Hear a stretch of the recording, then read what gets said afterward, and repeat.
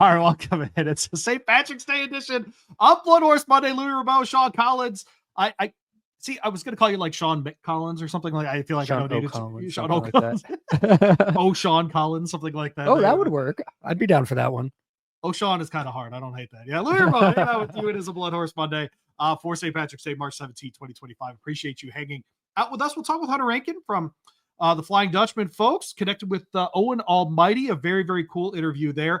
You will learn his path moving forward this spring during that interview. Very cool that Hunter was willing to share that with us. Today, you'll then hear from our guy, Frank Angst, about dollars and cents. The OBS sales will wrap up some of the talk around that as well and get his votes on the NTRA polls as well. Sean, you finally got to cross off Colonial off the track list. And this is something you care about very deeply, is getting to as many of these places as possible. Put you on the spot here. See if you remember what we talked about last week when I went to Tampa. That was, do you remember which number track 40 that was for me? 41 thoroughbred, 45 total. Wow, you got it. So that makes 46 total for Colonial Downs at my 42nd thoroughbred. Good job. I know how many tracks you've been to. I have no idea what my wife's favorite color is. How about that? So how about that? Yeah, no idea. No, just kidding, honey. It's red. I know. How'd you like Colonial? I loved it. It was a great weekend. They did a great job promoting the race. There was a big crowd there. And one of my favorite moments was before the race started, as they were loading into the gate. Travis Stone, the track announcer, he kind of made an announcement that the road to the Kentucky Derby has now made it to Virginia. And the roar from the crowd when he said that just sent chills down my back. It was a pretty cool experience to be there for that. That's fantastic. A couple things stood out to me about it. And I'm such a sucker for the big tracks. Yeah. The Aqueducts, the Belmonts, where there's just these big, the wide ovals, wide open, just wide ovals, all those sorts of things. And Colonial's got that feel for sure. So this race was really fast, but it never feels very fast at these places. It's incredible. Even Justify looked a little slow with the Belmont, didn't he? Yeah. Just because the he wasn't, but it looked like it there because it's just so big. It's exactly right. And so Colonial has that feel. You mentioned the crowd. It was so great. The pictures were great. The noise on the simulcast even was spectacular. But something even bigger than that stood out to me, and that was that Virginia's governor was there. Yeah. And that he's been very vocal about this. And, in a time when we're talking about decoupling in Florida and different things, it's a reminder in Kentucky, number one, how spoiled we are here. Yeah. That a guy like Andy Bashir is on the big screen for Breeders' Cups and different things. And he's at the Derby every year and all that. We've also got guys like across the aisle with Damon Thayer here in Kentucky working really hard on historical racing and all those kinds of things. It gave me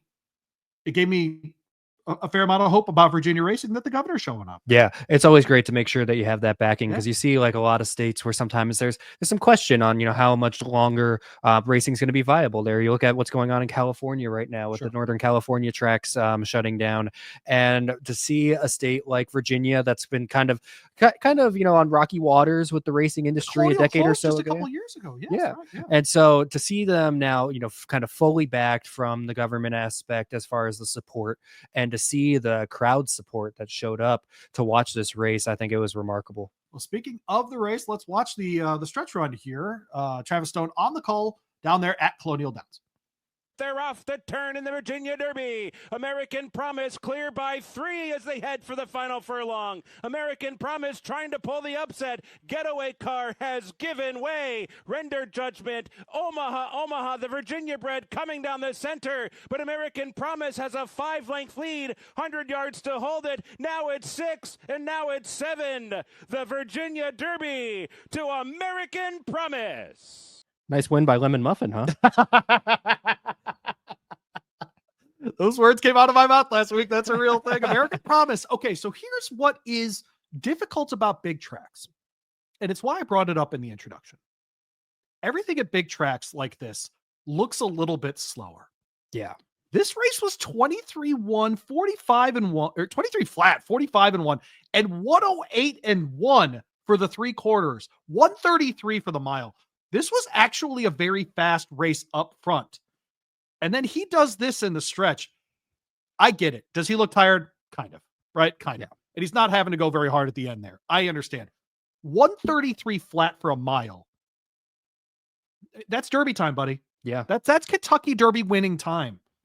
Can he repeat it? Can he do it over 2 turns? These are real questions. Can he do over 10 furlongs? All of those basic things. What do you initial initial thoughts. It's been 2 days and I'm still trying to figure out what I think about this race. Okay. It came out of nowhere from him. He had not been running well in the 2 previous attempts on the Derby trail. He took it right to getaway car the entire way and then kept on going. So that was a very, powerful performance, because we talked about getaway car just a few weeks ago, how impressive he looked. No question. Battling back in the Sunland Derby, and he didn't really have any chance against him, it seemed like, as they were coming off the turn. But yeah, I don't really know what to think. It was a great final time. It set the track record, which I know they don't run the distance very often there, correct, on the dirt at Colonial, but still, 146, what was it, 0.41, I think was the... It's very fast. Yeah, that's very fast he did that while the jockey was standing up celebrating the last 16th of a mile. What are you on your handicapping? Is mile and an eighth, or do turns matter? I'm a turns matter guy. I'm a turns matter guy, depending on the scenario, because it's something like this, like where he kind of went to the lead early. I think not having that second turn is beneficial. I agree. Versus, say, one of the horses that had been sitting in mid-pack came up and won the race. I don't think it would have mattered as much. So I think in this kind of front-running scenario, especially when they went as quick as they did, I do think only turning once was very beneficial. We did see on the same day in the Virginia Oaks, a Graham Motion trainee on the outside get the win here. Only her second start ever. Again, back to Colonial Downs, and Travis Stone on the call for this one. In front, Fondley set down for the drive. They're off to turn 1, 2. Anonyma still clear. Fondley's been trying to get by the entire race so far, but Anonyma still in front, heading for the final furlong. Fondley's going to try and lift once again. Early on is coming down the center. Down inside, Iconomama. Anonyma still in front. Here comes Fondley, who keeps on fighting. Fondley, she's 2 for 2, and she's Oaks bound too. 2 for 2 at Oaks bound too. Our guy Travis Stone on the call there. Appreciate the folks at Colonial, their replays for BloodHorse Monday here with Sean Collins. I'm Louie Rabaut. All right, so this was the performance of the day for me. Was it? I thought she looked great. I always look for this time of year, Sean, the developing 3-year-old filly who's willing to be in the lead. If you watch this stretch again, and we will right now, watch the 4-horse here in Anonyma, right? Watch her start to drift. She's in the 2-path right now. Watch her come out. There's 3, right? She's not switching leads. And then watch right about here. She hears her. Look at that. Out to 4, out to 5. And the jockey's trying to get her to switch leads to the left. Irad's doing the job here. I thought this was so impressive. She was willing to go by in only a second start. Yeah. And we were talking about breaking her maiden at Tampa at a $32,000 maiden special. And there's nothing wrong with doing that at all. Want to be clear. But that was as a 3-year-old. No races from her as a 2-year-old. This was a very, very impressive performance to me. I love the tenacity and I love the desire to be out front, especially with young fillies. There seems to be something about that temperament. When they get a little taste of the front, they want to be out there. I love that about her. There were 2 things I really liked about this performance from her. The first was earlier in the race. She broke really well. She had the lead. And then when Anonyma came up to her, she did relax and she backed off the pace. So I did like seeing that from her. It was only her second start. She's coming off of a 4-length victory in that maiden race where, she didn't really have any competition there at the end. And she dug in and she worked to get by that horse. I like seeing that second time out. I think that can only make you stronger next time. We'll see whether there's another time between now and the Kentucky Oaks, but I think that definitely is pointing in the right direction for her. She's going to be one of the top 3-year-old fillies that as the year goes on. Not every young horse takes to Irad Ortiz Jr. very well too. Yeah, she does. She's totally okay with his style, with his, his urging, whatever you want to call it. She looks very comfortable with him.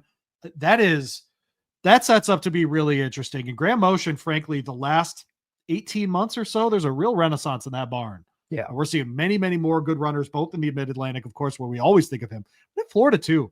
He's running up against some of the very best connections, etc. It has been really, really good. It is nice to see Fondley, and almost an homage to this being a Mid-Atlantic, little 3-day festival kind of thing, that a Graham Motion horse would win a race like this. Exactly. Yeah, that was great to see.